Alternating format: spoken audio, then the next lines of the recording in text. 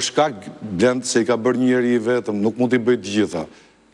Nuk mund t'i bëj. I bënde një njeri vetëm, ishte dhe Berisha? Jo, nuk i bënde Berisha. Kishte sekretarin organizativ, kishte sekretarin e përgjithshëm, kishte në kryetarët, diskutonte me kryetarët e grupeve të rretheve, pastaj i bënde në atë kryesinë e vogël, edhe ndonjëherë kemi pasur edhe pretendimet tona që mos ishte disi pak e kontrolluar kjo në një lloj mënyre, dhe ti e di fare mirë që në të gjitha zgjedhjet, mbledhjet e kryesisë për vendosjen e deputetëve zgjatin shumë orë, jo disa orë, 6 orë, 7 orë, 8 orë, 10 orë, dhe njerëzit edhe kanë hyrë dhe kanë dalë mbas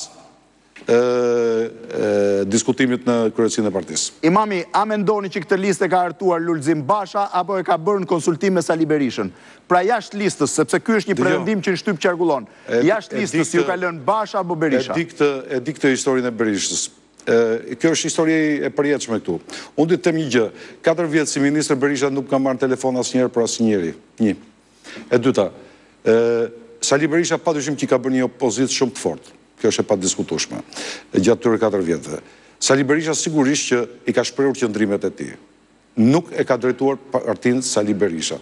Sa i përket listave, kjo është shumë e qartë, e ka deklaruar zoti Berisha që unë nuk jam marrë me listat, e dytat ka deklaruar vetë kryetari i partisë, mbasi doli para shtypit, dhe tha që e ka marrë vetë këtë vendim. Zoti Berisha nuk ka dorë në ato lista, po kjo nuk ka lidhje me çështjen. Jo, patjetër. Edhe imami, po a mendoni që mas kaq vitesh kishte ardhur koha